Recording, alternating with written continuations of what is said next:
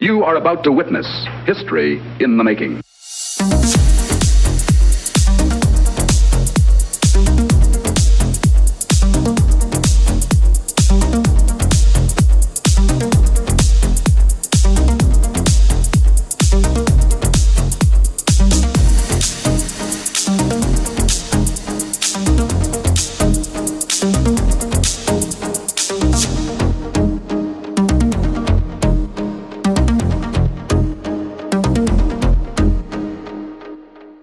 Hi everybody and welcome to show number 51, take 3 of the Pop Culture Gamers podcast. The reason why it's take 3 is because we're having no end of trouble with Skype at the moment, but we won't worry about that too much. Anyway, my name's Haydn and I'm here with Steve as always. And Steve, you've got some news to tell us about your hot tub. It's running. I know, it sounds like a pneumatic drill. It's not that bad, actually. Okay. You probably need to see if you know anyone that's got one. Yeah, well, funny enough, we do, but we're waiting for him to invite us down, to Southampton sort of area to go and have a hot tub. It's a long way to come for a hot tub. We could probably cheaper to buy one. I said to you before, just tell us when, and give us, allow 4 hours travelling. God dear me, that's a lot of fuel. Yeah. But yeah, no, it's it's really good. We've been in it over the weekend. A couple of kids have been down this weekend, so they jumped in and loved it. All the lights are changing colours, it's getting dark and just chilling out.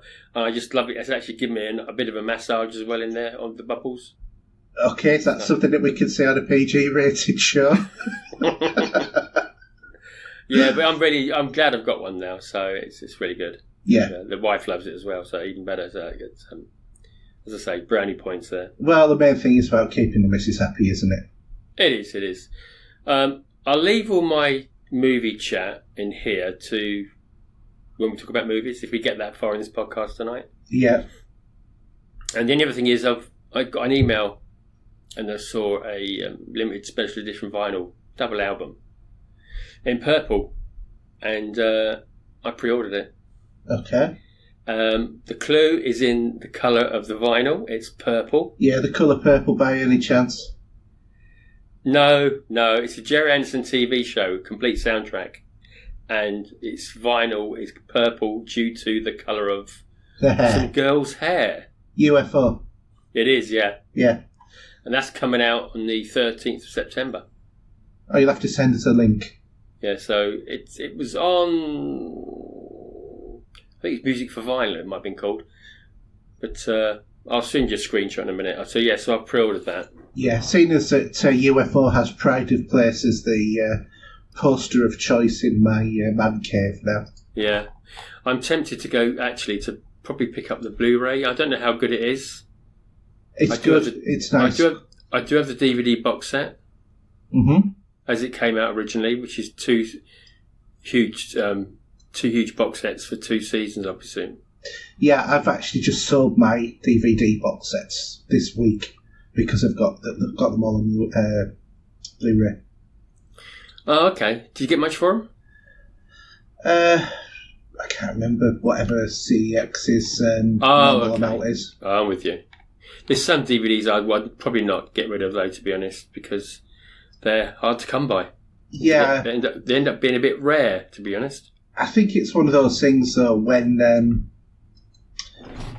when you've got so many, it's just sort of, I really don't need the DVD anymore. It's not like it's, I don't know,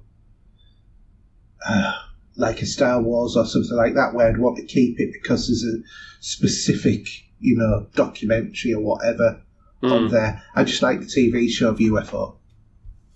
Yeah, I grew up with that, as I said, as a child, and it's probably more my favourite than Space 1999, to be honest. I would say it is now. When I was a kid, it wasn't. But I grew up that little bit later, so Space 1999 was like the new thing out. Yeah. I can understand that. I've got some talk about some videos that I've pre-ordered and some movie stuff I'm dealing with, but I'll leave that in the movie section, to be honest. Yeah. So, what have you been up to, pal? Probably not more than me, I don't know. Well, I've had a week off work because of my scheduled annual leave. So after being off for 3 weeks because of, what happened with my mum, then back to work, and then off for a week. So it's quite a nice little, slow intro back to work. And then I don't know how you can do that, to be honest. Then I've got another 3 weeks, and then I'm off for another week again. But it's just because of the way, when you work in sort of like local government, they're used to you planning your annual leave around children. I get you. Yeah, and that's why. So I don't really feel like I've done an awful lot because normally at this time of year, my wife and I don't take time off at the same time, but she had like 3 days off at the same time as I did. Yeah. Which meant we kind of did together stuff, so it kind of felt like I haven't been off. Felt like a weekend more, if you know what I mean. Yeah. So there's that. I've been sorting out my son's man cave. Been sorting out my old room. My old room. Been sorting out my new man cave as well. Been trying to catch up with the wiring and laying trunking to hide it as best I can. So it's looking neater. It's not 100%, wire hidden free, which is what I was aiming for. But to be honest, it's tidy enough. You know what I mean? The fact of the matter is where I've put like, the 10 gang, power strip. For example, all the wires are going in there. So up until where the wires get to there, it's not visible. But the last feet or so of the wires going up the, into the plug is, I'm not going to sweat it about that at all. Yeah. It looks good. It looks a lot better than it used to, because before it just used to look like Spaghetti Junction. So. Just a couple of final things to complete. I've got to get a display case for in here for a couple of collectibles I've got. Yeah. And that'll be about it, really. So, yeah, kind of getting there. I've been focusing a lot more on TV shows this last week than I have been on films.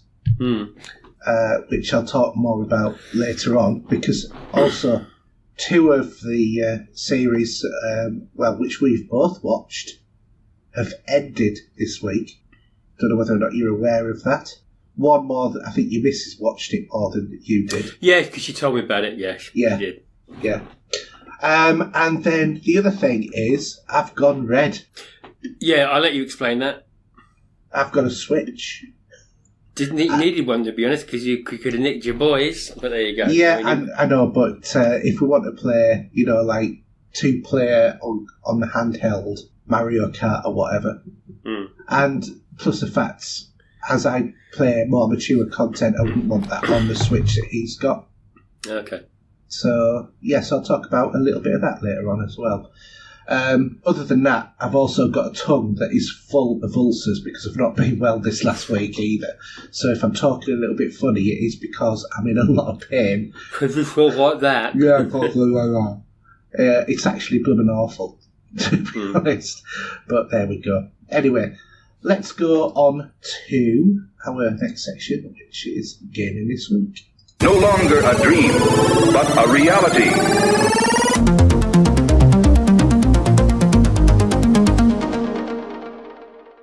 Okay, so gaming this week and a little bit of news, and basically let's get digital in this country because evidently 80% of UK game sales are now digital. New figures have been revealed. The digital revenue figure, which includes microtransactions, DLC, subscription services, and pay-to-play as well as individual game sales, is up 12.5% year on year, while the physical figure is down 2.8%. And the biggest UK video game selling games in 2018 were FIFA 19 at 1.89 million copies, Red Dead Redemption 2 at 1.76 million, Call of Duty Black Ops 4 at 1.72 million. Marvel's Spider-Man at 677,000. And Mario Kart 8 Deluxe at 4.59 thousand. Which is... we've got a long way to go yet still, I think. I think we have. And I think one of the things as well that they need to get sorted is the longevity of digital games when you bought them. Just thinking, when you've got a physical disc, you can use it in 10, 20 years' time. Whereas if you've got a digital copy, what happens if that platform closes? Yeah. Looking at the film version, Ultraviolet has closed now. That's right. I had the email this week, didn't we? Yeah, we did. And evidently, the Flixster service is closing as well. It's already closed in America, but I understand at some point we'll be migrating our films over to Google Play Movies and TV. Yeah, because I think those companies aren't up to scratch with the big hitters of the game, I think. So it's going to be an interesting time, actually. I mean, I think my Google movies I've bought, they're now attached to YouTube. Yeah. Well, yeah, that's where all of their movies linked to, isn't it? Because I've got about 11 in that, whereas they've got over 100, movies, Ultraviolet. Yeah. It's funny that I've still got my Apple movies that when I used to have an Apple product. Yeah. They're still sitting there. You can't do much with them other than watch them on the app. Yeah. Yeah. Yeah, but that's just the way it is, isn't it? Yeah, unfortunately. So, what's your news about Shadowkeep? So, Destiny 2 Shadowkeep DLC, which originally was coming out about the 27th, I think, of October. Yeah. Might have been. It's been put back to October the 1st. And you can hear the shriek that I gave when I first heard this. But then again, I thought about it thinking, well, that might not be a bad thing. So Bungie said that they'd made it clear that the delay is due to them being fully in control of Destiny 2. So as a result, they're making the call to try and deliver the game in the best condition as possibly can be in order to that Bungie feels that they need to have more time to do this. So the Moments of Triumph that are going on at the moment will be extended, and that will run through to September the 17th. Giving players 3 more weeks to complete the different challenges. The world first new raid, Garden of Salvation, will now begin on October the 5th, and the cross-save compatibility is still scheduled to come sometime later in the summer.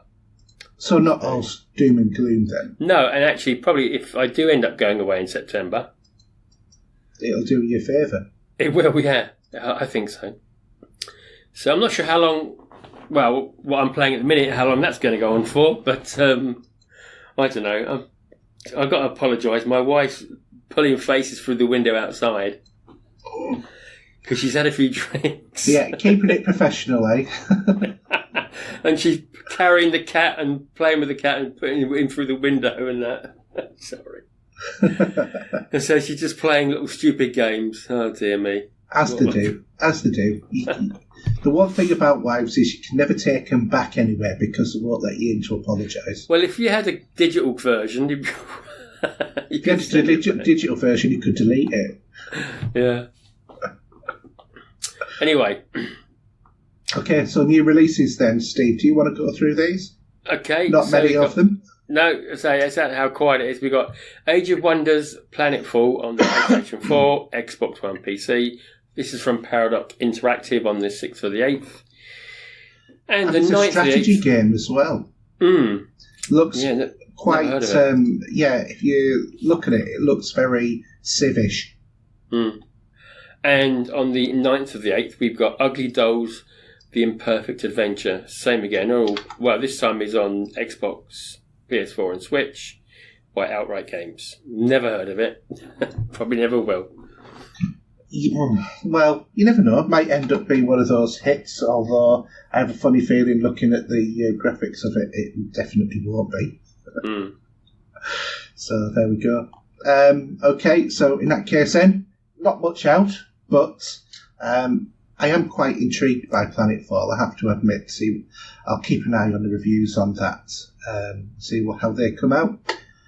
So, in terms of subscription services, Games with Gold, a bit of a strange month this month because we've got Gears of War 4.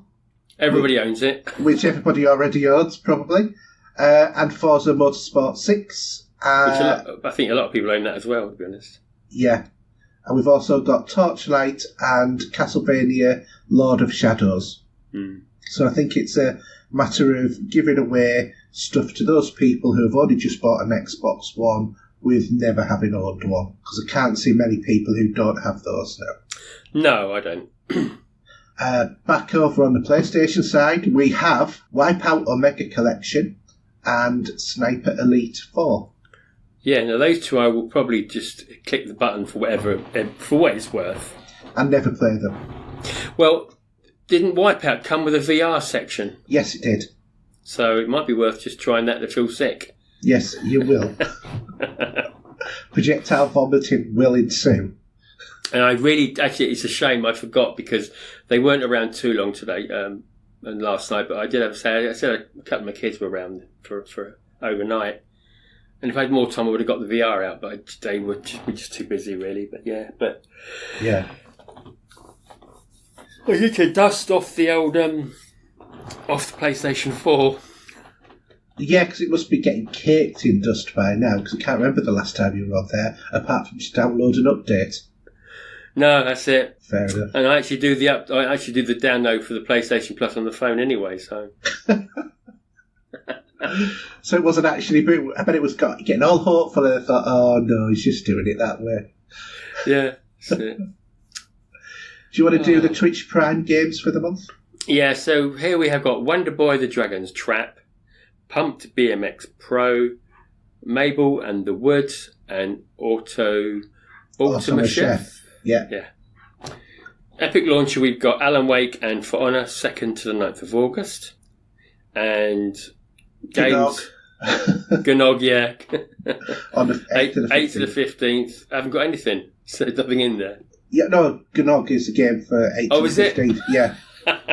Yeah, so I thought we might as well start including these because they are free for you to download. So, if Epic want to give away games every week... Some of which are quite good. Alan Wake is a fantastic game, one of the best of its generation. I thoroughly, I can't even got a dram. I've got to drink some wine now. Thoroughly recommend it. Yeah. So, okay. Well, plenty of options there. So, what have you been playing, Steve? So, not a lot really. Would it be Destiny by any chance? It would be. Solstice of Heroes has just started this week. And don't you remember it last time this happened? This is the Age of Triumph stuff, isn't it? So, yeah, well, as in not really the triumphs that you're trying to tick the boxes for. Eva Levante is now in the tower, and when you go and see her, she would give you a helmet which you take, and there is a new play space for this section of the game. Okay. You put the helmet on. You will go and do your first run in this. It's in the EDZ, but it's somewhere you've never seen before. It's a completely new map. You'll go there. You will end up shooting as many bosses as you can within a time frame. Once you've done that, you then have to kill the main boss. Is this as a fire team? Yeah, it's match made though, so you can do it in your Todd. Once you've killed the last boss, then depending on how many enemies you killed in the bosses before that, you will get chests to open. They will be scattered all over the map. Okay. So you get these chests. You don't have to open them up yourself, as long as everyone in the team, if one of them opens up, you'll get them. So it's not such a scatter around. You've got to find the 9 chests. So you've got to find them between the 3 of you. Okay. And then you will have some utilities there, which you will spend with Levante to get extra drops for bits and pieces as well. Now, again, if you don't remember last time, Solstice of Heroes, you start off with the green armour. Yeah, then you went to the blue and then to the purple. And what they're doing this year is, when you get to the purple armour, this will be the first armour that's going to be set up for Destiny 2 version 2.0.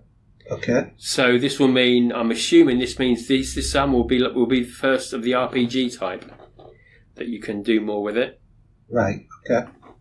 So this is going on. I'm not sure how long it's lasting for, but I've just got a few more strikes to do, and then I'll have this green armour complete. Nice. And then I'll move on to the blue armour. Really enjoying it. My boy came on. It's been a while, so he came on with me. He started got the armour, so we did the Crucible stuff this afternoon with him. And he's pretty low at the minute, but I'm a bit confused because he can't see or cannot see the quest that would get him up to 600 light. Right. Because he's only 500 at the minute, and he's got all the DLC. But I think has he not completed all of the previous DLC though? I don't know, but the one he needs, I can't remember the one he needs to. Is it there's something in the Forsaken he needs to do? I think to do a quest so that will get your blue armor up to 600. Right. Do you remember? No, is it probably not? Or is it being able to open up the whatever it is, shore or whatever? Because I don't think he's not even done the Forge stuff yet. Yeah, well, that's probably why then. But he's probably got so much there to do. It's going to be a bit overwhelming at the moment, which isn't a bad thing, to be honest. No. But yeah, I was really enjoying that. I should probably pop on tonight with him, hopefully, if he's up, and we'll do a bit more of that. I would like to get the armour complete for this, because I'd like to just keep going for the sets and just go through the triumphs and bits and pieces. I've got a few exotics I still need to pick up and deal with. And also there is some pinnacle weapons from this season that I need to finish off as well anyway. So there's a few bits and pieces to go for and grind for. Just in the fun that's Destiny 2 for me, and probably me alone. Anyway, so what have you been up to with your new bit kit? Well, excuse me. I finally bought a Switch. I've been thinking about it for absolutely ages, and I thought I might as well. So basically, my initial thoughts on the Switch: it's a lovely bit of kit, nicely made. I can't help feel that even though they're very secure on the side, the Joy-Cons, when they're attached to the screen, just don't feel as rock solid as I'd want them to. And this is the same on my son, so it's not just my own one. They're both the same. Yeah. The screen looks great, although, I'm starting to suffer from old man syndrome and having to have my arms outstretched to be able to read some of the tiny text that's on the screen. Yeah. Docking of it is super easy, as there's a full HDMI out support, and there's also USB 3 support on there as well. But you connect their USB Type-C to the docking station, which then outputs everything to the normal screen. Memory is sadly lacking in these machines. 32 gigs is what comes as standard, but there is room for a micro SD card, not mini SD, micro SD cards. And you can have evidently up to about 2 terabytes of storage if you can source a card that's big enough, or at least when they released it, it'll be big enough. But I managed to pick up a 256 gig one for £25 on Amazon. Oh, nice. Yeah, so that gives me 288 gig of storage on the device. The rumour, I'm going to address a rumour. You remember, what was the thing about the cartridges? Do you remember the story? Not off the top of my head. That in order to stop younger kids chewing the cartridges, they deliberately made them taste bad. Yeah, because it was. I was always wondered if it was the same as. I remember as a kid, and you used to sort of like chew your nails. Yeah. And what you did, you could get from the doctor or the chemist. You get this little liquid, which has got a brush on the end of it. You dip it in there, and you sort of put it on there like if it was going to be some sort of nail varnish. Yeah.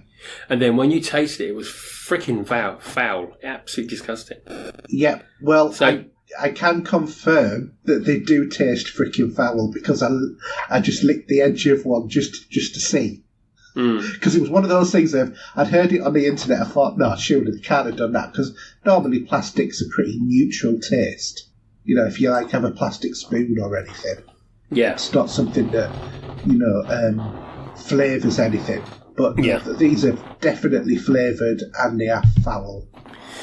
Excuse me. So, yeah, definitely. Don't try licking one because you will have a horrible taste in your mouth for hours. The store on these devices is absolutely amazing in terms of the amount of content that's in there. Given the fact that there was, when was the Switch launched? About 2.5 years ago? Mm-hmm. Something like that. And they're just on the on-offer bit this week, there was about 281 games on offer. Yeah. And that's, not anywhere near the full amount of games that's on the device as a whole. Mm. So, well worth it. Like, for example, and some games that we've played on other platforms as well. So, 911 Operator, for example, was 98p on the store this week. Mm. So you can't really argue with that. Yeah. Networking, not really had any issues with any normal games because a lot of them are single player. But in terms of the network capacity, it's obvious it doesn't have anything that is even remotely like PS4, let alone the much superior Xbox Live network. Mm. Or even Steam, to be honest. So it's not it's not one of the it's not in any way great for that sort of thing. But that's not to say you can't play multiplayer online, because I've had a go at Tetris 99, which was a free download because if you get your PlayStation network membership, which I got for free thanks to Twitch Prime. Yep. Because that's one of the things that you can get for free from there. So, all is good in that sort of department. In terms of ergonomically, I think that with Joy-Cons attached, it's not the most comfortable thing in the world. But our good friend, Head Chef Alan, has sent me the link for a piece of kit that you can get to sit your Switch into, which gives it more control-like grips around the side, and it's got other extras with it. I do have that now. Thank you, Alan. All very good. The Pro Controller I really like the Pro Controller, I have to admit. Much better than the Joy-Cons. Because actually, even though this is like a, TV and portable gaming system, I've probably used it 50% on the TV. And as soon as it goes on the TV, I ditch the Joy-Cons and I'm on the Pro Controller. Yeah. But overall, I think it's a great bit of kit with a very wide variety of software. Mm. And so one of the games I've been playing has been Bayonetta 2. Oh, okay. How do you find it on there? Does it play well? It plays really well. Bearing in mind, I'm actually playing with the Pro Controller, so it feels more like I'm playing it on an Xbox version, to be honest, because the controller is quite Xboxy. The one thing that I find it takes a bit of getting used to is the fact that A and B and X and Y are the wrong way round on the Pro Controller and on the Joy-Cons as well. To if you're used to the Xbox sort of style, so that A is on the edge and B is on the bottom, where A is on the bottom and B is on the right edge. Yeah, and X and Y, X is at the top, whereas normally X is at the left-hand side. 9 o'clock. Yeah, or west. All right. Yeah. I'd say 12 o'clock, 3 o'clock, 6 o'clock, and 9 o'clock. That doesn't make sense. Or the never eat shredded wheat, north, south, east, and west. So that's takes a little bit of getting used to. But playing Bayonetta, graphically, it looks good on the big screen. I have to admit that it does look a little bit more like 360 sort of standard on the big screen. On the little screen, looks amazing. But obviously, you're looking at a difference between a 43-inch and like a 6 or 7-inch screen. Yeah. Which makes a big difference to any output in resolution in the way that your brain interprets it. It's a really fast-paced, action game, exactly the same as the previous Bayonettas. It also comes with the code in the box for Bayonetta 1. Mm-hmm. So if you get Bayonetta, you get Bayonetta 2, you get one with it, which is really cool. It's full of the usual, highly sexually charged, brief, non-explicit moments of nudity with suggestives, oohs and ahs, and all of that you associate with Bayonetta. But it's just typical over-the-top sort of like Japanese fighting game, really, which I love. Absolutely think it's fantastic. So I've really enjoyed playing that so far in terms of what I've done. Also been playing Legend of Zelda, Breath of the Wild, which this has actually taken me by a bit of surprise. Because I'd played some of the other Zeldas before, not very much. But this, just how much sort of crossover between sci-fi and fantasy this feels like. Because it's sort the world is very realised. It looks gorgeous in the cel-shaded sort of structure that it is. And, there's loads of puzzles which so far haven't been that hard. Lots of exploring to do. It will take you a long while to get around the map as well. It does. You have things to consider like stamina, etc. But you also get this sort of like, for want of a better term, kind of like a smart iPad that you use as a key to unlock sort of like, bonus, well, not bonus tubes, but tubes that get you special things to get out so that you can swap for a paraglider, because this old man wants you to go into all of these tubes and bring the contents out, what's in there, and then he'll give you the ability to get off this big plateau that you're on to be able to get down to the main world. So, it's definitely a different sort of game than what I was expecting. I'm really quite enjoying it as well.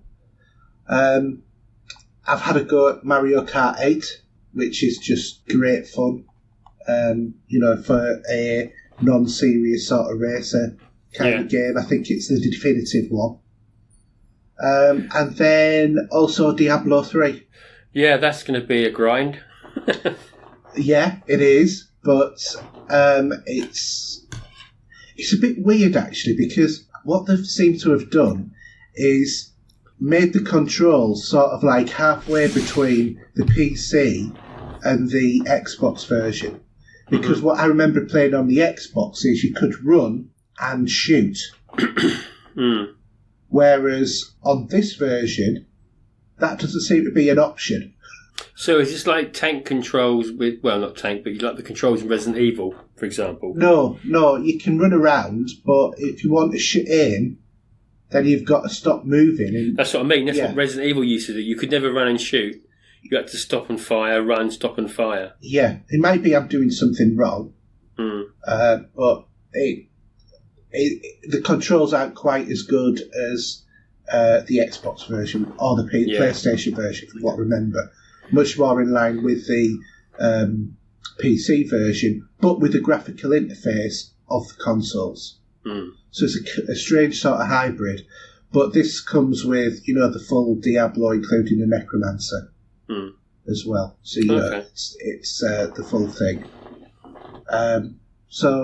Overall, I'm really quite pleased with it as a purchase, and I'm going to continue playing it as well. So, I should do as soon as I bought it. But hopefully be able to bring a few more reviews to the show, or, to maybe help out or, further inform some of our Switch users. Yeah, because I'm sure you'll be playing Assassin's Creed on there. Might be. Not yet. But I'm sure I think you'd end up being burnt out possibly, but it's... Yeah, well, I'm currently playing Assassin's Creed on both the PlayStation and the Xbox as well, but different versions. Okay. I've also been playing Hellblade as well. Gone back to that. Yeah, because you were playing it last week, weren't you, as well? Yeah, and I've forgotten how good that game is. And it's on the Switch. Double dose. Well, it'd be more like a quadruple dose if I went for that. Because I've got it on PC, PlayStation, and Xbox. Yeah. You see, I find it, as much as it's difficult because if you want to concentrate, it depends how much time you've got to play on your hands. Whether, you stick to one console with one game or you're going to start dipping into other versions of it, but then not get as done much as you would do with the original version you're playing on, if you know what I mean. Well, I've already completed it on the PC. Yeah. And at different stages on the Xbox and PlayStation. The PlayStation version, I think I got more by default. Right. But I bought the Xbox version. Okay. But that was a while ago. Yeah. I just wanted to see what it was going to be like in its full Xbox One X glory.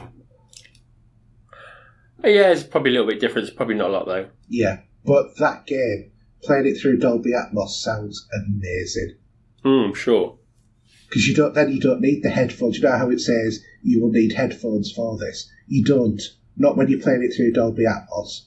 And you get those words, those people whispering. Yeah, I can see. I think it's difficult because it depends how loud it will be in the room. Because if you had the headphones on with Dolby Atmos app, for example, and that swings it around the room pretty well, you might be a bit more informative with the whispers, where if it was in a bigger room with it having to be louder, it might be a distraction maybe. I don't know. Well, in my setup, it's pretty good. Okay, cool.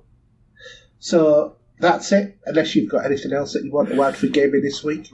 No, gaming's pretty quiet at the moment. There's other things to do right now. Yeah, well, I do have the new Wolfenstein to start. I've heard that's been slated a little bit, so it'd be interesting to see what you think of it. Yeah, and I've also got Rage 2. Yeah, okay. So, Bethesda, baby. Bethesda, but not so Bethesda. Come on, it's like you're the Bethesda boy, but I'm the one who plays all of the games. Well, I'm waiting for the game that's coming out soon. Yes, I know you are. Which is also coming out on the Switch as well, evidently. There you go. Look, marvellous. Okay, well, in that case then, we'll move on to movies, TV and streaming. In quest of a better life,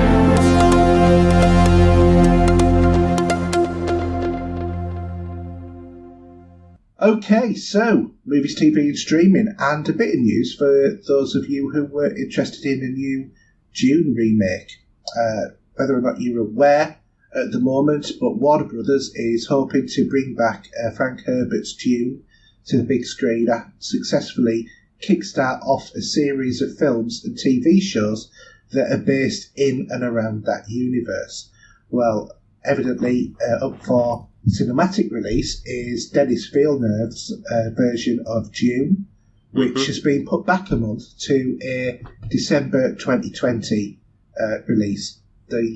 That's a bit bold, I think, isn't it? Considering what could be coming out that time of year. Well, no, because it's supposed to be the next Star Wars film. It's not supposed to be until 2021, so I understand. So that's going to be a bit of a gap, because after this, it's going to be 2 or 3 years before they do another trilogy.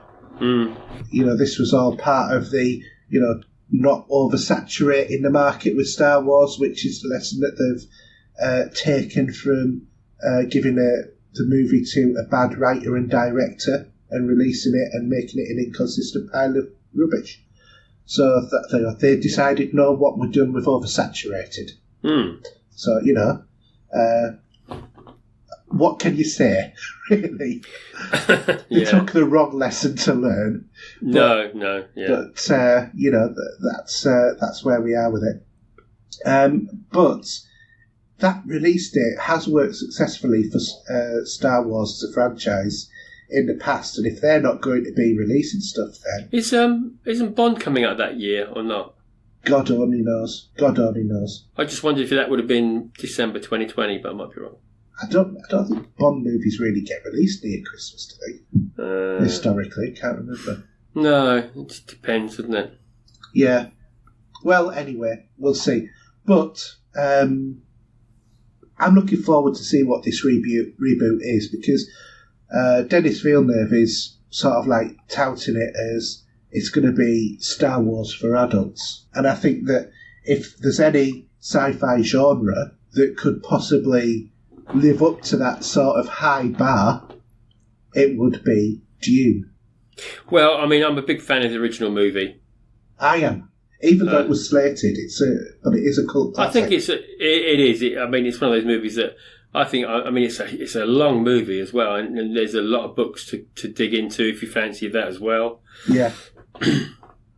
Also, Frank Herbert's son wrote a number of follow-up books as well, which were actually prequels, which explained the rise of the Harkonnens and Atreides, and where the animosity between those houses came from. Ah, okay. So it's well worth investing in looking at those books as well. But there is loads and loads of books, and I actually like the McAvoy sort of take of Children of Dune and the original Dune that they did, the mini TV series on Sci-Fi. If you remember that as well. That was quite good. Yeah. Do you remember that at all? I think so, yeah. It does ring a bell. Unfortunately, they never made any more of those, but there we go. Anyway, cinema releases. Do you want to do those? Well, shall I do my bit of news first? Sorry, you hadn't put the news in, so I didn't think... No, I'm going to have to read this off a cue screen, as they say. Okay. So, I don't think I mentioned... Steve. I didn't mention it. I don't think I mentioned it last week, but we were talking about San Diego Comic-Con. Yeah. And although I did mention this a while back, we've got more information. So, as some of you may know or will know now, that Shudder have got the rights to the new Creepshow TV series. Yeah. And they're starting to get some more information out. It's coming out on September the 26th. And the only way to get... Well, there's two ways to get Shudder, probably via the website or via Amazon, depending on how you want to do it. But they've said that there's the Shudder, the premium streaming service owned by cable, I didn't know this, AMC. So they're obviously reviving the Stephen King, George Romero craft horror anthology with the TV series. And they've got a list of episodes, what they're called. So we've got the Silvery Waters of Lake Champlain. We have House of the Dead, The Companion, Man in a Suitcase, All Hallows Eve, Night of the Poor, Bad Wolf Down, and also Stephen King is going to be adding a story as well later. So I know he likes to be in them as well, so hopefully he'll have a little an appearance in it. Now that sounds cool. Yeah, and I'm a big fan of the two movies. Yeah, I think actually they should have, because it's $4.99, isn't it, on Twitch? Yeah. Whereas you can get it if you buy a year's subscription to Shudder for $3.99 if you go directly to the website. Yes, I think you can. Yeah. Sorry, I just got distracted because an email popped up saying of £18 being sent back to me, so that's fine. So very nice. It's good when you get emails like that, isn't it? It is. I don't get many of them. Considering I've ordered, I did say that I've ordered a copy of the soundtrack in green vinyl, which is Howard Shore's The Fly. All right. So this would be the Jeff Goldblum movie. Yeah. So that'll be coming there in the week. Anyway, so cinema releases, yeah? Yeah. So August the 9th we have The Art of Racing in the Rain, Blinded by the Lights, and we have Playmobil the movie, which I think is a kids' film by what more likely, and The Sun is also a star. Isn't it Playmobil? Playmobil, that's a kids' thing, isn't it? Yeah, it is. It's those sort of like not Lego looking like figures that are a bit bigger. Okay, yeah. And then the last one here, The Sun is also a star. No idea what any of them are. No, but I think next week we got is it next week Hobbs and Shaw? Yes, yeah. And I actually watched Fast and the Furious 8 this week, which I've never watched in a previous Fast and the Furious. I've got a box set of 5 of them at least, I think, somewhere. I'll have to admit I really liked it. It's been one of those things I've been avoiding because I thought I won't be interested, because I kind of caught a bit of the original Fast and the Furious and I thought... This looks good fun, though, I must admit. It'll be interesting to see what it's like. I've heard good things about it just being an all-out action-packed bit of fun. Yeah. And it does look like that from the clips as well. So, cool. Blu-ray, do you want to do those? Because there's not much there, is there? There isn't a lot. I mean, you've highlighted Michael Jackson, the television broadcasts. Yeah. All I remember of that will be him at the Motown Awards doing the first time he did the moonwalk. Yeah. That comes to mind. But other than that, there's not a lot in there. No, very, very poor week. Poor. But I will say it is always worth popping onto the Arrow website because they got a stack load of Blu-rays there. Yeah. which I'm going to talk about in a minute. Okay. So cinema charts, at number 5 we've got Yesterday, at number 4 we've got Event Cinema Andre Route 2019, Maastricht's Concert Shall We Dance, at number 3 Spider-Man Far From Home, at number 2 Toy Story 4 in 3D, and at number 1... Sorry, it's not that, I'm sure it ain't, but go on, carry on. According to the charts it is, and at number 1 The Lion King. It is in 2D as well, so I'm sure otherwise we would have Toy Story 4 in 2D as well on there, but yeah. Yeah. Okay. Right, Blu-ray DVD chart we have at 5. We've got from 8 up to 5 for some unknown reason. We've got Bumblebee, which is one of your favourites. Well, I've seen it. I wouldn't say it's one of my favourites. Okay. From 2 down to 4, we got Spider-Man Into the Spider-Verse, shall I say. At 3, we have an Arrow title, Weird Science. At 2, we have Captain Marvel from 1 down to 2. And in at 1 is Alita Battle Angel, which I think you have seen, haven't you? Yeah. Didn't I talk about it last week? You did, yeah. Yeah. So, yeah. Okay. But I'd say you got that as a re-entry, but that is even though it's an old movie, it's a new release on the Arrow titles. Yeah, but it is a re-entry of the actual film. Theoretically. Yeah. Okay, so what have you been watching, Steve? I have been watching a movie that I can't talk about. And at the moment, I'm on an NDA with it. And also I had to submit an email with my thoughts on the movie, which I did today.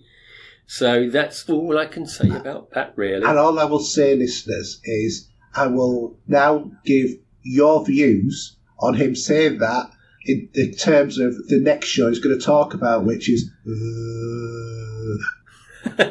And see, the funny thing is, this thing I can't talk about for about 2 months yet. So, yeah, carry on.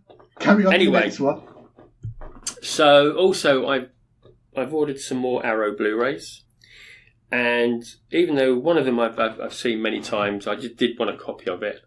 So what I've ordered is, the link is Argento in this case. So I've got Phenomenon, which is also known as Creepers, and Inferno, and The Bird with the Crystal Plumage. So some international delights coming my way tomorrow. Mm-hmm. That's about it, really. I did actually start watching a bit more of The Walking Dead, but I'm getting and that's what I was referring to before.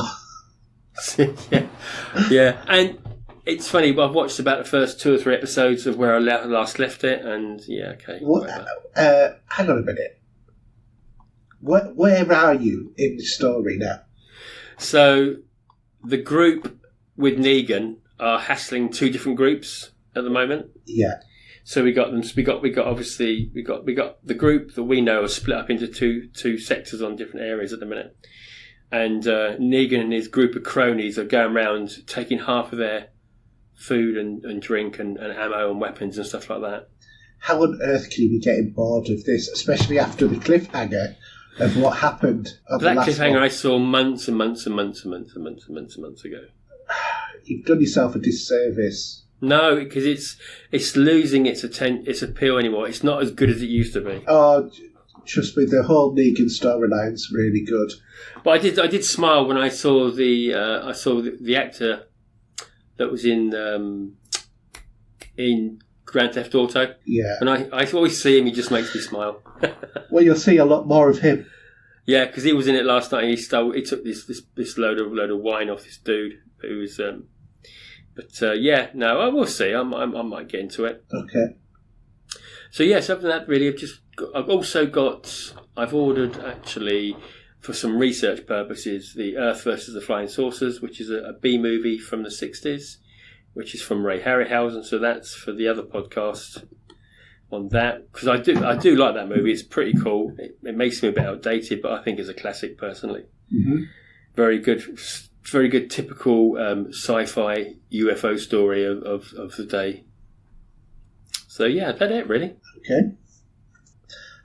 Well, in that case, then for me, I've been watching a new sci-fi series on Netflix, which is Another Life. Don't know if you've heard of this one.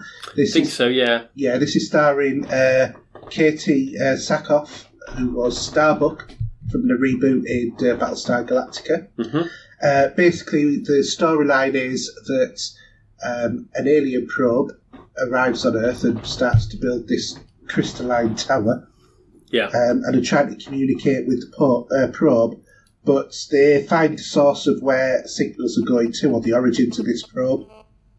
And so what they then do is send Nico, who is played by Katie Sackhoff, to go and investigate with a crew that is actually captained by Tyler Hoechlin, who was Superman from the Supergirl series. And basically they have sort of like an antagonistic kind of relationship on the show. But what happens is that they get woke up several months away from where they're supposed to be because the ship, the Salvaire, has gone off course, and basically she has to manage, what's going on there. But at the same time, there's also all of the attempts to communicate with this tower that is now being built on Earth, this crystalline structure going on, which is led by her husband as well.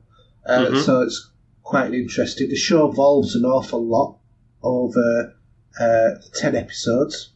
It's got a number of different other actors in, which you've seen in a lot of other things. So, for example, Samuel Anderson, who was on Trolleyed, one of the more recent series, and he was also on The Lady in the Van, and he's been on Doctor Who. And Jessica Camacho, who was on Taken, the TV series, and has also been on The Flash as well. And there's other people on there, obviously, as well. So the show, as I said, it evolves over the 10 episodes that are available on Netflix, and it covers a number of the sci-fi sort of tropes you would expect it would do, because they're travelling across the galaxy. Humans, despite it being a similar time to now, have faster than light technology. So they're by the way, you just cut out the transition. Did I? Okay. Yeah, I don't know if you dropped out at your end, but I just heard nothing for two or 3 minutes then. Right, okay, well, it's all recorded on my side, so it should be all right. Cool, okay. So, where was I? So it covers a number of the normal sci-fi tropes that you would, expect a sci-fi show to cover, but it does it in a way that it feels a bit fresh, and, it's definitely worth watching and staying with, because first couple of episodes I was a bit, do I like this or not? And then I just suddenly realised I was then watching them over and over and over again, not having a break with it. And I thought, yeah, okay, I've got hooked on this. So, yeah, definitely worth watching. Like I said, it evolves over time, as does the depth of the characters as well. I think the writing does get stronger as it goes along, but it does go much more mainstream sci-fi at a point. Okay. So Katie Sackhoff actually, she produces the show as well, and has said that the show could go to 3 seasons, but Netflix haven't indicated when they're going to pick up season 2 yet. But then again, you've also got to consider that it was only released on the 25th of July this year, so it's brand new, and it's a short, it's like a half season sort of thing. So hopefully we'll find out that they're going to be picking up the show again in the near future. But it's got good production values, good special effects for the most part. There's a couple of bits where they could have done a bit more there, but, such is life, isn't it? There's always an area where we could have done better. But yeah, I've really quite enjoyed it. Really quite enjoyed it. I've picked up a couple of Blu-rays, which have arrived today. One is Nigel Neal's Quatermass from the, I think it was 67. Mm-hmm. And then the other one is Quatermass in a Pit, which was the mini-series that was on the BBC a number of years ago, all in black and white. Yeah, sort of very early Doctor Who days, isn't it? I think, isn't it pre-Doctor Who, Quatermass? Might be, yeah. Yeah, funny feeling it is. But, yeah, I remember watching Quatermass when I was a kid, and I used to love it, so I'm going to watch those this week. Other shows I've been watching is iZombie. So, I'm sure that, I know that you were watching this because you introduced me to the show, Steve. I did, yeah. How did you find it? Is it actually finished now, isn't it? Yeah, last episode, and they have finished it. I'm not going to say how because I don't want to spoil it for people, but it does come up with basically a permanent solution. Yeah. Just quickly, yeah, I was right. Doctor Who ran from 1966. Right. Some of it. So, yeah, so that was during the Doctor Who era of old. 1966, but this was produced in 1958. Oh, yeah, but the show was 67, wasn't it? But the Quatermass in the Pit was the 50s. Yeah. Was that a radio show, though, wasn't it? No, it was TV show, black and white. Oh, okay. Yeah. So, yeah. Yes, it's an old show. 60-year-old. Wow. There's the thought. So, yeah, iZombie, it's finished now. I don't think we'll ever see any more of them. I can't see it being picked up again. And it gave a satisfactory conclusion to it. I think that the last season particularly was weak. I think probably season 4 was quite weak as well.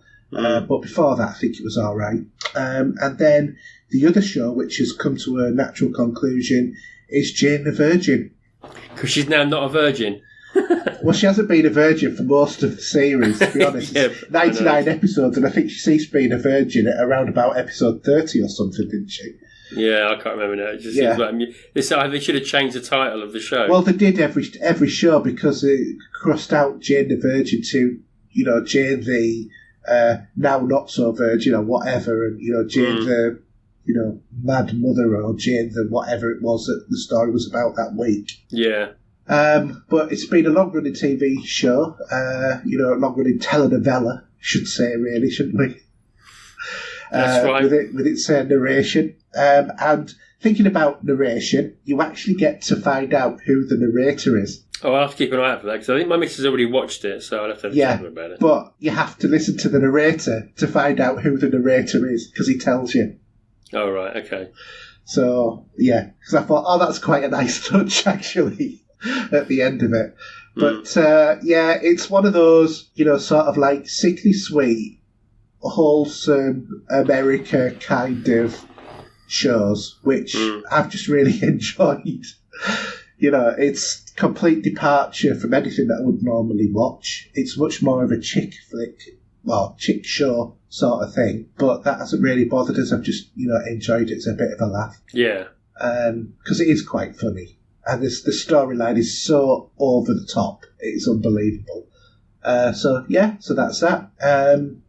Anything else that you want to add to movies, TV and streaming? Not really, no. There's nothing much more at the moment. Well, we're cracking on with this show this week, aren't we? Okay. Well, in that case, then we'll go on to our listener questions. John, what's happening to us?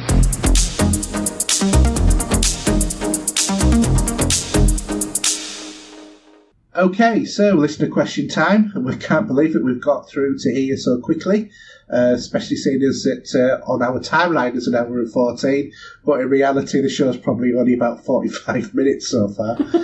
By the time we've cut out all of our talking, that is not relevant to the show. So, Mark, as always, is launching us off with, which new releases from this year so far have you spent most time on, and which is your biggest waste of time and money?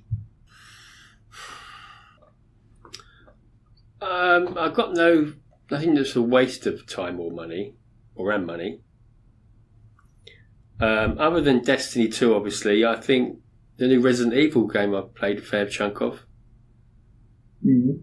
which was probably, I did complete it and I started the second playthrough, so that was a few hours worth, but obviously in the grander scheme of things, I'm D2, so this question's probably pretty much irrelevant for me at the moment. Mm. What about yourself? Assassin's Creed? Well, that was last year, though, wasn't it? True. I can't really think of what games have been released this year that. You see, I did really sink my teeth into Resident Evil 2 back in February. Yeah, I did as well, but when I had the glitch in it, that sort of put me off it, and I've not got back to it because I refuse to go back to a game and start playing it on easy just to catch up to where I was when I was playing it on a harder level. Yeah, were you playing on PC by any chance? Yeah. See, it's not always the master race when it comes to glitches. Never had it before. So what did you have Bethesda in? Was that with the Xbox? What? So did I have what? Your Bethesda glitch where you fell into a wall. Was that on the Xbox, was it? Yeah. Okay. Yeah. So, I don't know, Hitman 2, when was that released? Trying to remember when that was released. Don't know, actually. That was released end of last year. Most of the games that I seem to be concentrating on were released around Christmas last year. Mm. I think, the more recent ones have kind of like done and dusted. Like, for example, Anthem. Yeah. Yeah, what happened to that game? Is that died a death now? Well, no one's playing it, have they? It's a multiplayer game that no one plays. Or hardly anyone. What about the other one you were playing that was what was it called? Division. Yeah, I'm still playing that on PC and Xbox. I'm enjoying that. I was playing it the other day, actually, to be fair. Yeah, that's a good game. I wouldn't say, to be honest, there's any game that I would say has been a waste of money. No. I mean, have you got anything you would say is a waste? Not from this last year, no. Okay. Well, actually saying that, I still haven't played No Way Out yet. Still, well, we'll have to play that. But other than that, no, I mean, regardless of the way I'm purchasing games now at the moment, or the little I am purchasing games, it's only via Game Pass at the moment. Yeah. So really, it's a no-win scenario. Whether I like them or not, I can just put them back in the bin, pick something else if something comes to fancy. Yeah, I think because you can't even say about Fallout 76 being a waste because that was last year. Yeah, but games like that, they are probably going to be even a bit more different now with more work put into them a year later.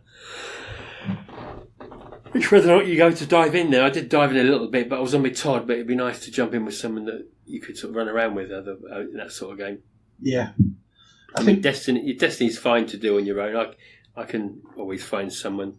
It's not as fun to do on your own though. Oh, I can play Destiny on my own, no problem. I get a lot of fun out of that game. Regardless. Well, I do when I play it on the PC. Yeah, but hopefully my boy's now going to be back on it, so hopefully I'll have someone to help do bits and pieces, as well as Trudy as well, because he did speak to him this week, but it's all a bit different with the sources of heroes at the moment. But yeah, all good. Okay, so do you want to do number 2? Yeah. So Mark's asking us, which console exclusive do you wish was multi-format? Does not bother me in the slightest. Nor me, because you do have both main consoles, and then you've got Nintendo on top of that as well. Yeah, I can play basically anything. Whereas I think all of the exclusives that you would want to get to, all the exclusives you can't get to are on a console you're not bothered about, and you're not bothered about the exclusives, which is Nintendo. But all right, let's change it around then. Why don't we ask the same question, but instead say what console exclusives do we think should be multi-platform so that people who only have one platform can enjoy them? Oh, there's one set of games which I would put in there straight away, and that'd be Uncharted. I was about to say that. It is, isn't it? Without a doubt. Yeah, definitely. And to be honest, I think Gears of War for PlayStation as well, because as a story, I like Gears of War. I'm not so fond of the multiplayer, but I like, the storyline for it. And as for Nintendo, I don't think Mario Kart 8. There we go. They're my choices. Okay, so do you want to do Lee's on Facebook? All right, so we've got Thunderstorm here now. So Lee Doty is, what's your favourite realisation of a real-life city in a game? I think Spider-Man PS4 does a damn good job. Grand Theft Auto's always had a good go at it, hasn't it? Yeah, but it's always been like Los Santos instead of Los Angeles and that, hasn't it? Yeah. And, well, I'm going back a few years now, but we did have the Getaway that was doing London, didn't we? In the old PlayStation 2 game, I think it was then. Yeah. What about Chicago? Watch Dogs? Yeah. And what about The Division? Yeah, New York and Washington, D.C. Yeah. Seattle in Second Son. Oh, okay. Oh, yeah, I'm with you now. I was trying to think what you were talking about, but yeah, I'm with you. Yeah. Washington, D.C. in Fallout 3. Istanbul in Assassin's Creed Revelations. Yeah, true. Boston, The Last of Us. Yeah, I don't know. Some of them were a bit more limited, though, compared to Spider-Man and stuff like that, to be honest. What about Los Angeles and LA Noire? Yeah, but that was vintage LA, wasn't it? Yeah, but it's still a rendition of a real-life city. Yeah, no, it was, yeah. It did have all the monuments there, didn't it? Yeah, I'm gonna say I liked LA Noire. Did you finish it? Yeah, I did. Just picked it up on the Switch, actually. I'm not sure if you had or not. I can't remember. Yeah, no, I finished it. With 100% accuracy, I might add as well. Yeah, so I think there's been a few good renditions of cities, but I think the problem is you don't appreciate how good a rendition of a city it is unless you've lived or been to that city. No, that's true. And while I think that Spider-Man looks an amazing recreation of New York, I've not been to New York yet. Not the operative word there. Yes. Yet. That's not to say I won't be going, but definitely not at the moment. It's a place you want to go to, though, put it that way. Yeah. It's on my bucket list. Anything you've got to add? Not really. I think you've covered the bulk of them there, to be honest. I mean, I think Spider-Man was the top one for me. Yeah. And some of the older games, renditions of what they did, and especially like London and that. It'd be nice to get something a bit more London-based. That would be appreciated. GTA London. Yeah. Top down for you. I don't think that was a good rendition of the city myself. No. I'm on about we need something new. Do you know what? I seem to remember. Now, this is a long time ago, and I think it was on the Commodore 64. But Paul McCartney did the song No More Lonely Nights. And I'm sure that there was a video game called No More Lonely Nights. There was a rendition of London on there as a map. And you had to drive a taxi around. But it was, you didn't drive it around like a simulator. You sure it wasn't a Getaway, was it? No. What about Driver? That was San Francisco, wasn't it? Yeah, it was. I got that actually on soundtrack. That Driver, it's sealed.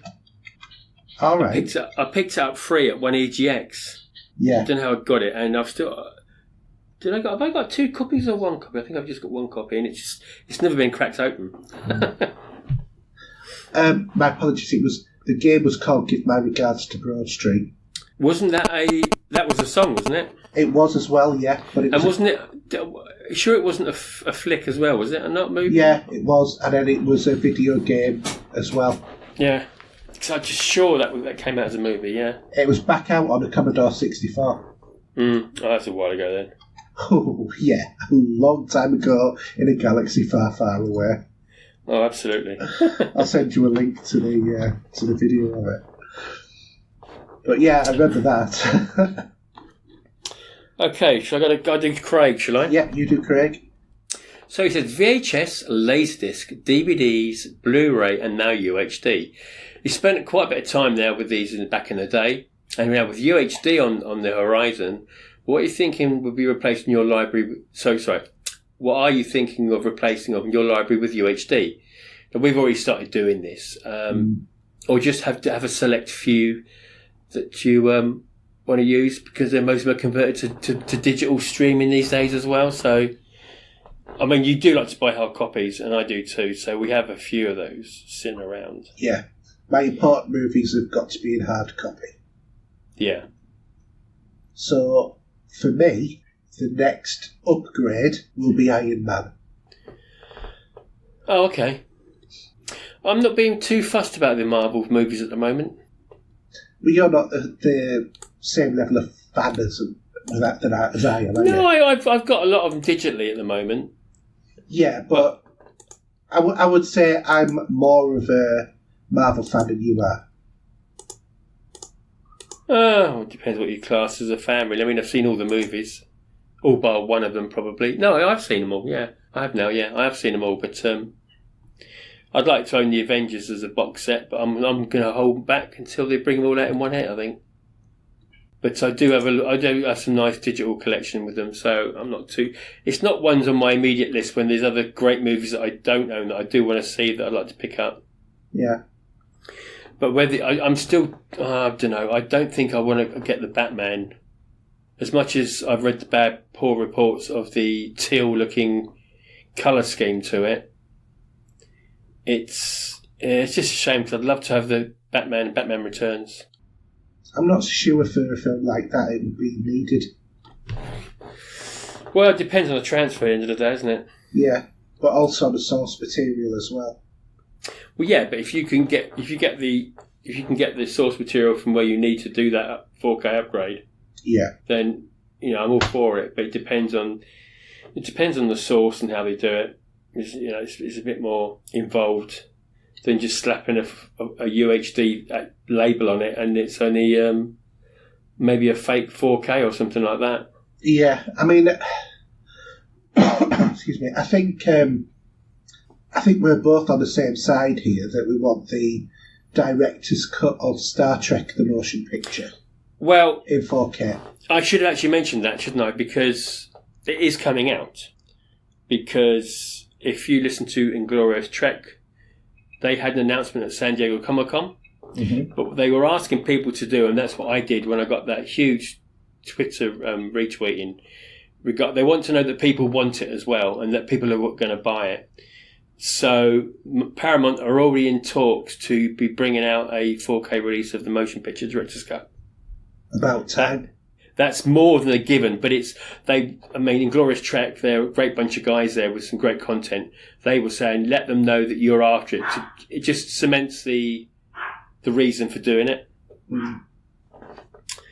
But I know it's funny because, just going a bit of a divert here, so Star Trek II: The Wrath of Khan, the only way to get the sort of the 4K of that is only a digital download for Apple. Mm. And they haven't got a disc of it yet. It's amazing, isn't it? It's like the only way to watch in HD True Lies is to watch it when it comes on to Film 4. You can watch it in HD on there, but you can't buy a Blu-ray. No. What is that about? Yeah, it's one of those mysterious things that there were different cuts available, and sometimes they were in a different scenario, really, on that, to be honest. Entirely.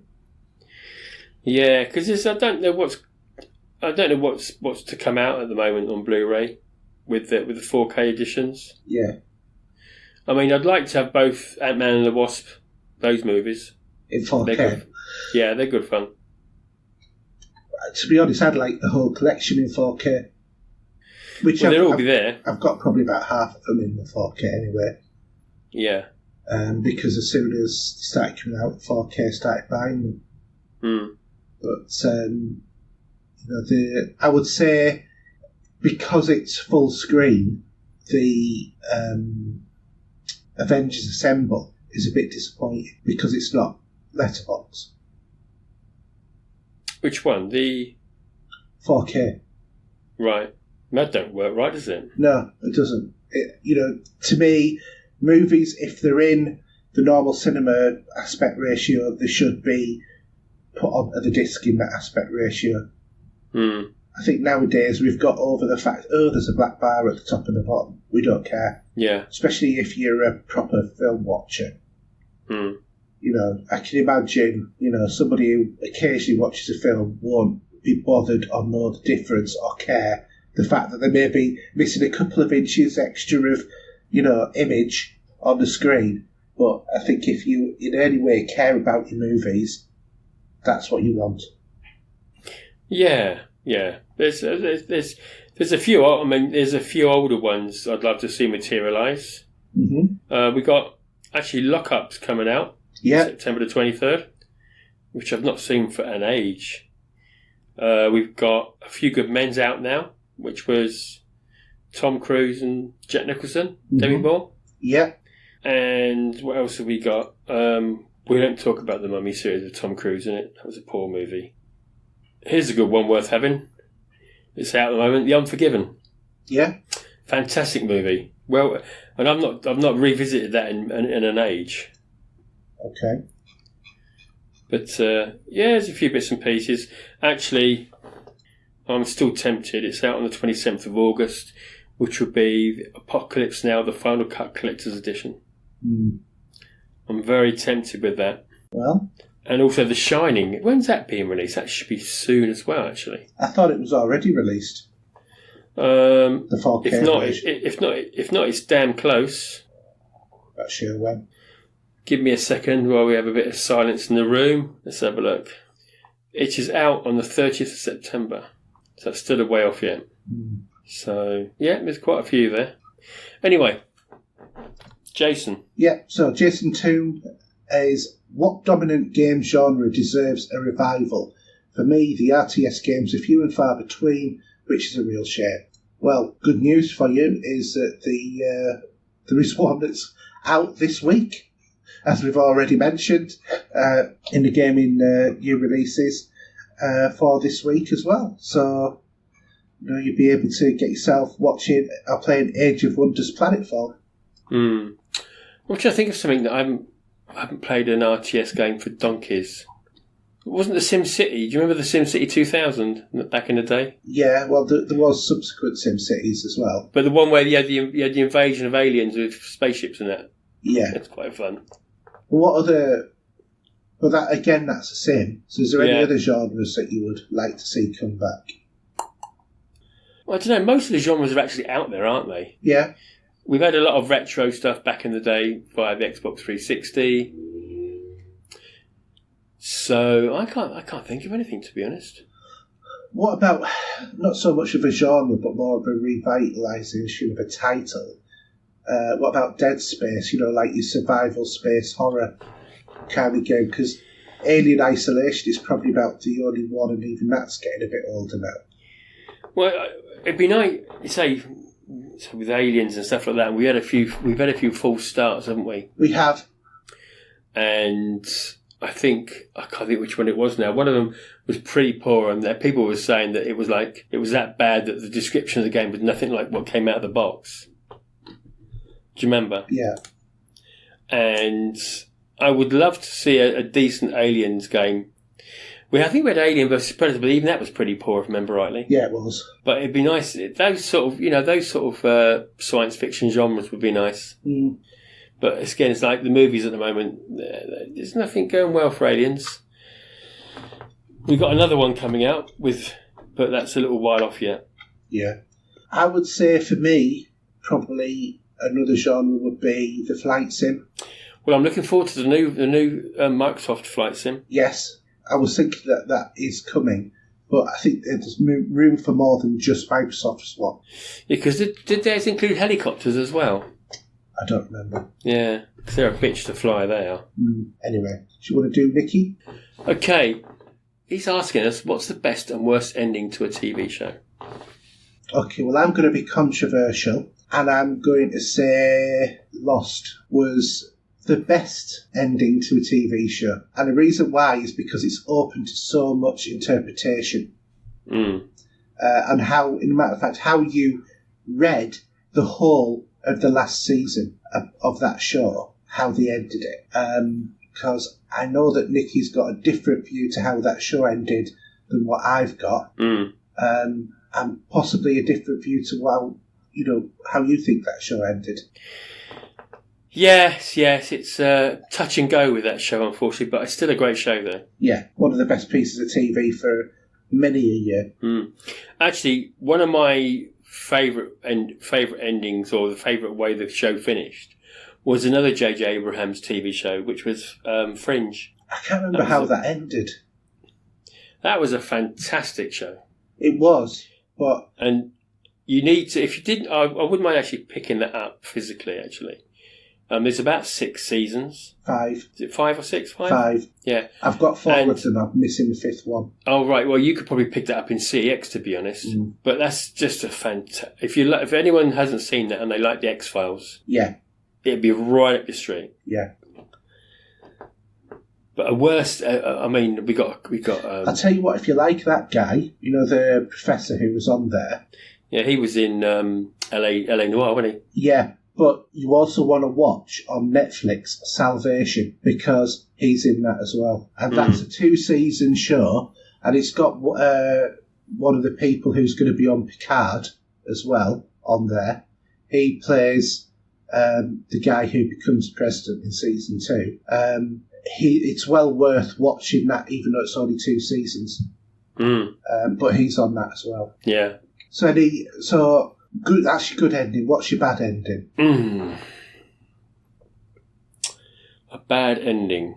I'll give you one. Turnabout Intruder. Okay. Because it was a normal episode of Star Trek, the original series, and then it stopped. There was no closure. It was just like, there we go, another week, bang, we're not doing any more. All other Star Treks have closed down. I could say Enterprise, because they killed Trip and that show. Sorry if you haven't seen it, but it is nearly 2 decades old now, so tough. But also, not only did they kill one of the main characters, but they then made the whole series as an episode of a holodeck TV program that Riker was playing with Deanna. Yeah, that's a bit of a weird way of get out clause. That was awful. I know they were trying to tie it all up, but it didn't work. It didn't work. They should never have done that. It was a standalone show. I thought it was a strong standalone show. I know it wasn't particularly a Trek favourite, but hey ho. No, not at all. Okay, do you want to do Nicky Wilson's second question? You haven't done your other worst. I can't think of one at the minute. Okay. At the moment, I can't think of one, no. All right, so Nicky's next question is, so Tony Stark loves his daughter 3000. Tobey Maguire's Spider-Man needed to win 3000 in a wrestling match to buy a car to win Mary Jane's love. Is this a coincidence, or is Remy Spider-Verse about to enter the MCU? That's just a pure coincidence, I feel. It might have been a bit of a tip-off, like a nod of the cap, as it were. It could have been like a neat little sort of an Easter egg nod, just to say, Because they do stuff like that, but I don't think that 3000 is a particular, anything that's specifically that I can think of. Got a significance. Yeah. Not off the top of my head. No. What about you? You see, I think it was just giving a nod to what he did in the series beforehand. Even though I despise the third movie of the 3. Yeah. The first 2 are fine. There were some great moments in those 2 films. Yeah. I mean, part of it, one of the things that they were saying as well, is that the I Love You 3000 is basically, if you added up all of the running length of all of the MCU movies, from Iron Man right up until Endgame, that have equalled 3,000, rounded up to the nearest 100.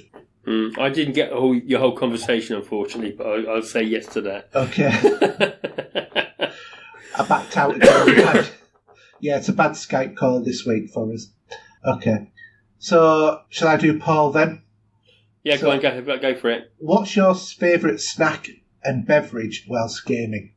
Well, I don't like to have crisps, even though I do love them when I'm playing games. Really? It seems like every time we play a multiplayer game, you're eating crisps. No, I'm not. That's the problem. We haven't played for 2 years. Well, in that case, then it must have been something he gave up 2 years ago. It might have been rustling some wrapping paper, because then at the same time you're fizzing on coke like it's cocaine. Yeah. Well, I would snort it, but the bubbles just get up my nose. Yeah. But no, I don't mind drinking. And actually, saying that, what I did do today was when I was on Destiny 2, I was eating those cheese straws, the twist ones. Mm-hmm. And I was dipping it into a yogurt dip or something. So seems very messy, but I got away with it. Yeah. A bit like talking about the Germans. Yeah. For your Faulty Towers reference there, folks. Favourite snack and beverage? Well, my favourite beverage, full stop, doesn't matter what the circumstances, is Diet Coke. And not because it's diet, it's because I actually prefer the taste of it. Yeah. And in terms of snack, can't really say I've got a snack that I eat while I'm playing games. Not on a regular basis, anyway. No.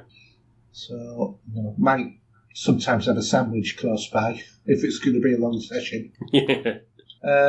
Okay, so in that case then, do you want to give your contact, Steve? God, is it all over already? Blimey. It is, yes. A short one. It is a short one. So, yeah. That's not what she said. It is, isn't it? No, so, obviously, Xbox Steve007, and on the PlayStation, the real Steve007, and Twitter, Steve007. That's what I'm doing at the minute. Obviously, if you fancy listening to some movie soundtracks, check out my YouTube channel, because there's 30 plus vinyls on there with some nice scores from a lot of people there. But other than that, over to you. Okay. Well, YouTube, just search for HERJ UK, Twitter, HERJ UK, PSN, Xbox Live, Steam, HERJ UK. If you want to get in contact with the show, just message us by email at podcast@popculturegamers.co.uk. You can also follow us on Twitter on there as well, at popculturegamer, no S, because evidently you can't have that many characters in a Twitter name. And we've got our Facebook group, Pop Culture Gamers, and also don't forget about our website, popculturegamers.podbean.com.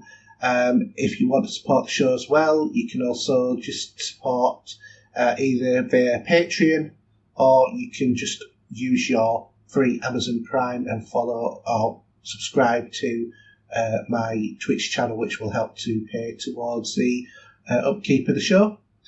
Other than that, I think that's about it. You can also, don't forget, listen to us on your Amazon Echo device using our app as well, or catch us on iTunes and all other platforms as well. And that's it. Can't believe it. That is a short show. But then again, it is a quiet time of year. It is, yeah. Yeah. All right. Well, in that case then, it's a good night from me. And a good night from him. Good night. Good night.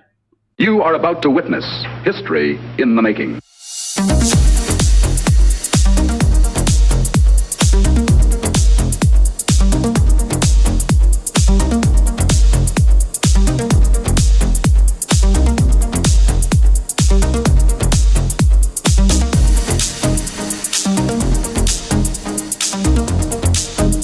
Thank you.